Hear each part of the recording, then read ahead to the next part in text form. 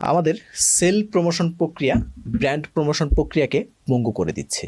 বিষয়টা কেমন একটু বুঝিয়ে বলার চেষ্টা করি। দেখুন, স্বাভাবিকত আমরা ওকেশন অনুযায়ী আমাদের নতুন তরুণ উদ্যোক্তারা যেটা করেন, ইনস্ট্যান্ট একটা বিজ্ঞাপন তৈরি করবেন এবং ইনস্ট্যান্ট সে বুস্ট করবেন, ইনস্ট্যান্ট প্রমোশন চালাবেন, সেটির মাধ্যমে সে সেল করবেন তার প্রোডাক্ট বা সার্ভিস। এটাই তার মূল ইন্টেনশন থাকে। কিন্তু বিষয়টা কি হয়, দেখুন, আপনি যখন একটি প্রোডাক্ট বা সার্ভিসকে কাস্টমারের কাছে পৌঁছাতে চাচ্ছেন, তখন আপনি যখন সেলের জন্য ফোর্স করছেন, হয়তো কিছু কাস্টমার আপনার সেই প্রোডাক্টটাকে পারচেস করছে। আবার যেটা হচ্ছে যে এই যে ইনস্ট্যান্ট বিজ্ঞাপন তৈরি, ইনস্ট্যান্ট মানুষ প্রোডাক্ট সম্পর্কে জানে না, এই কারণে কিন্তু যেটা হচ্ছে যে আপনার সেল ডাউন হয়ে যেতে পারে, হতাশ হয়ে যেতে পারেন, প্রোডাক্ট চেঞ্জ করে ফেলতে পারেন। স্বাভাবিকত এটাই হয়ে থাকে। কারণ হচ্ছে যখন আপনি কারো প্রোডাক্ট নিয়ে কাজ করছেন, তখন সেই প্রোডাক্টটা আরো থার্ড পার্টি, আরো রিটেলার কিন্তু সেল করছে, এবং সেখান থেকে যদি ক্লায়েন্ট আরো বিশ্বস্ততা পায়, সেখান থেকে ক্লায়েন্ট আরো ভালো সার্ভিস পায়, তখন কিন্তু আপনার প্রোডাক্ট পারচেস করা থেকে সেই প্রতিষ্ঠান অন্য রিটেলার থেকে পারচেস করাটাই কিন্তু তার জন্য বেনিফিটেড হবে এবং সেটাই সে করবে।